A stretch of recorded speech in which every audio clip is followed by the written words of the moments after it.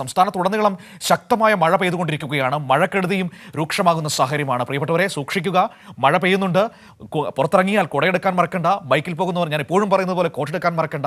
യാത്രകൾ പരമാവധി ഒഴിവാക്കുക. വെള്ളക്കെട്ടുകൾ, ട്രാഫിക് ബ്ലോക്കുകൾ, അങ്ങനെ വല്ലാത്ത പ്രതിസന്ധികൾ പലയിടങ്ങളിലുമുണ്ട്. ട്രെയിനുകളൊക്കെ വൈകി ഓടുന്നുണ്ട്. ട്രാക്കുകളിലൊക്കെ ചെറിയ പ്രശ്നങ്ങളൊക്കെ ഉണ്ടെന്ന് കേൾക്കുന്നു. ഇപ്പോൾ നമുക്ക് വിവിധ ഇടങ്ങളിൽ നിന്ന് നമ്മുടെ പ്രതിനിധികൾ ചേരുകയാണ്. നോക്കാം എന്താണ് മഴയുമായി ബന്ധപ്പെട്ട് പറയാനുള്ളതെന്ന്. തിരുവനന്തപുരത്ത് നിന്ന് ഷീജയുണ്ട്, ശരണ്യയുണ്ട്, സനോജുണ്ട്. Sheeja, good morning. ഇന്ന് എത്ര ജില്ലകളിലാണ് അതിതീവ്ര മഴ മുന്നറിയിപ്പ് നൽകിയിരിക്കുന്നത്? ഒപ്പം തന്നെ വിദ്യാഭ്യാസ ജില്ലകൾക്ക് അവധികൾ നൽകിയിട്ടുണ്ട്. സമഗ്രമായ വിവരങ്ങൾ എന്താണ്?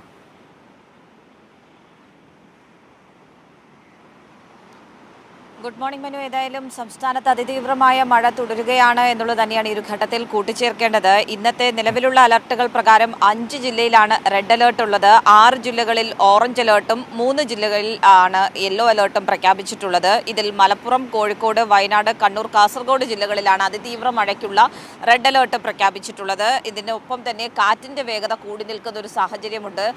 ഈ കാറ്റിന്റെ വേഗത കൂടി നിൽക്കുന്നത് കാരണം തന്നെ ശക്തമായ മഴയും വലിയ തോതിലുള്ള കാറ്റും വലിയ തോതിലുള്ള നാശനഷ്ടം സംസ്ഥാന വ്യാപകമായി തന്നെ പലയിടങ്ങളിലും റിപ്പോർട്ട് ചെയ്യപ്പെടുന്നുണ്ട്. ഇതിന് ഈ രീതിയിൽ സംസ്ഥാനത്ത് മഴ അതിശക്തമാകാനുള്ള ഒരു പ്രധാന കാരണം ഈ ബംഗാൾ ഉൾക്കടലിന് സമീപത്തായി നിലനിൽക്കുന്ന ചക്രവാത ചുഴി കൂടിയാണ്. അതിൻ്റെ സ്വാധീനത്താൽ കൂടി വലിയ തോതിൽ സംസ്ഥാന വ്യാപകമായി തന്നെ മഴ ശക്തി പ്രാപിക്കുന്നു, കാറ്റും ശക്തി പ്രാപിക്കുന്നു. ഞാൻ ഇപ്പോഴുള്ളത് ശംഖുമുഖം കടൽ തീരത്താണ്. പക്ഷേ ഇവിടെ കടൽ തീരമുണ്ട് എന്ന് നമുക്കിപ്പോൾ പറയാൻ സാധിക്കില്ല. കാരണം അത്രത്തോളം അതിശക്തമായ മഴയും കാറ്റും കടൽക്ഷോഭവും കാരണം ഇവിടുത്തെ തീരം പൂർണ്ണമായും കടലെടുത്തിട്ടുള്ള ഒരു സാഹചര്യമാണ് നമുക്ക് ദൃശ്യങ്ങളിൽ കാണാൻ സാധിക്കുക.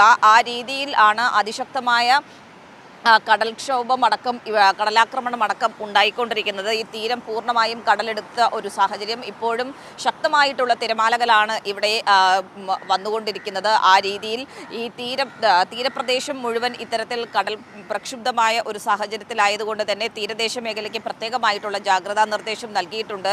തിരുവനന്തപുരത്ത് പ്രത്യേകിച്ചും മലയോര മേഖലയിലും തീരദേശ മേഖലയിലും അടക്കം ഇന്ന് പുലർച്ചെ വരെയും അതിശക്തമായിട്ടുള്ള മഴ തന്നെയാണ് ഉണ്ടായിരുന്നത്. ഇപ്പോൾ മഴയ്ക്കൊരൽപ്പം ശമനമായിട്ടുണ്ട് എന്ന് മാത്രമേ നമുക്ക് പറയാൻ സാധിക്കുള്ളൂ. ഇപ്പോഴും മൂടിക്കെട്ടിയ ഒരു അന്തരീക്ഷം തന്നെയാണ് നിലനിൽക്കുന്നത്. ഏതായാലും ഈ രീതിയിൽ വരുന്ന 3 ദിവസം കൂടി ശക്തമായത് മുതൽ അതിതീവ്രമായ മഴയ്ക്ക് വരെയുള്ള ഒരു സാധ്യത തന്നെയാണ് സംസ്ഥാന വ്യാപകമായി നിലനിൽക്കുന്നത് എന്നുള്ളത് തന്നെയാണ്. അതിൻ്റെ അടിസ്ഥാനത്തിൽ ജാഗ്രതാ നിർദ്ദേശം പ്രത്യേകിച്ചും ഈ മലയോര മേഖലയും തീരദേശ മേഖലയിലും പ്രത്യേകമായിട്ടുള്ള ജാഗ്രതാ നിർദ്ദേശം പുറപ്പെടുവിച്ചിട്ടുണ്ട്. ഒപ്പം തന്നെ വിനോദസഞ്ചാര മേഖലകളിലേക്ക് ജനങ്ങൾ പരമാവധി പോകാതിരിക്കുക എന്നുള്ളൊരു മുന്നറിയിപ്പ് കൂടിയാണ് സംസ്ഥാന ദുരന്ത നിവാരണ അതോറിറ്റി മുന്നോട്ട് വയ്ക്കുന്നത്. മനു. ശരി ഷീജ, തുടരുക. ഏതായാലും സംസ്ഥാനത്ത് ശക്തമായ മഴ പെയ്യുകയാണ്. വിവിധ ജില്ലകളിലെ ജാഗ്രതാ നിർദ്ദേശത്തെക്കുറിച്ചാണ് നമ്മൾ സംസാരിക്കുന്നത്. നമ്മുടെ സ്ക്രീനിൽ അത് വളരെ കൃത്യമായി എഴുതി കാണിക്കുകയും ചെയ്യുന്നുണ്ട്. ഇന്നത്തെ കാലാവസ്ഥാ മുന്നറിയിപ്പുകൾ എങ്ങനെയാണ് എന്ന്.